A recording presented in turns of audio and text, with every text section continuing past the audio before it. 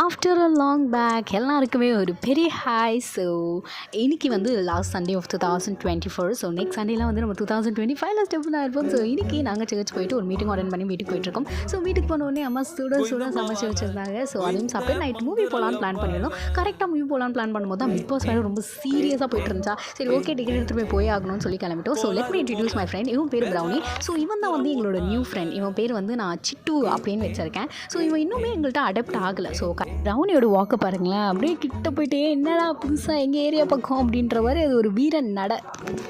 Actually மூவிலாம் வந்து நான் family கூட தான் வந்து அதிகமாக போயிருக்கேன். ஸோ இந்த மூவிக்கு வந்து எங்கள் அம்மாட்ட ரொம்ப திட்டு வாங்கி நாங்கள் கிளம்புனோம். ஸோ இங்கே வந்ததுக்கப்புறம் தான் ஒரு மிகப்பெரிய ஷாக்கிங். ஏன்னா இந்த தேட்டரில் எங்களை தவிர யாரும் இல்லைங்க.